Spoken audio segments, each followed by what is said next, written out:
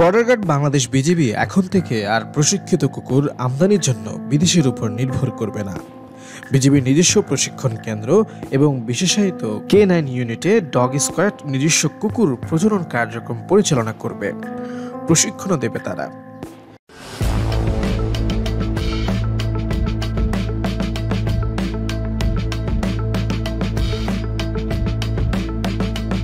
এতদিন বিজিবির K9 unit সীমান্তের নিরাপত্তা অনুসন্ধান অভিযানের জন্য বিভিন্ন জাতের প্রশিক্ষিত কুকুর ভারত থেকে আমদানি করত।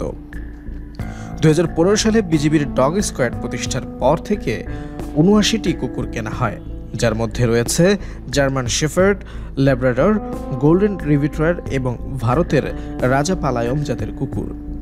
প্রতিটি কুকুরের দাম ৩০,০০০ থেকে ৩৫,০০০ টাকা।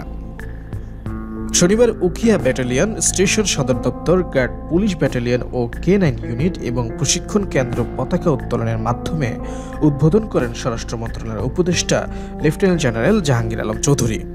অনুষ্ঠানটি কক্সবাজার ব্যাটালিয়ন ৩৪ বিজিবি প্রশিক্ষণ মাঠে অনুষ্ঠিত হয়।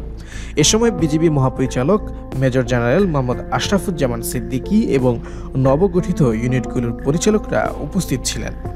উদ্বোধন শেষে বিজিবির K9 ইউনিট ও প্রশিক্ষণ কেন্দ্রের পরিচালক লেফটেন্যান্ট কর্নেল AKM মঞ্জুর এলাহি কুকুর আমদানির প্রসঙ্গটি নিয়ে গণমাধ্যমকে বলেন, বর্তমানে দেশের ৩০টি ব্যাটালিয়নে কুকুরগুলো মোতায়েন আছে। এগুলো প্রধানত আন্তর্জাতিক সীমান্ত নিয়ন্ত্রণ পয়েন্ট এবং সীমান্ত এলাকায় মাদক চোরাচালান ও বিস্ফোরক শনাক্তকরণের কাজে ব্যবহার করা হয়। এই প্রশিক্ষণ কেন্দ্রের মাধ্যমে বিজিবি আরও স্বয়ংসম্পূর্ণ হবে। এটা ছাড়া গার্ড পুলিশ ব্যাটালিয়নও আলাদা ইউনিট হিসেবে কার্যক্রম শুরু করেছে।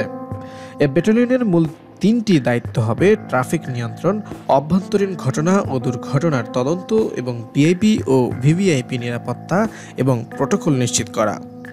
গার্ড পুলিশ ব্যাটালিয়নের পরিচালক মোহাম্মদ ইফতেখার হোসেন এই ব্যাটালিয়নের কার্যক্রম সম্পর্কে ব্যাখ্যা দেন।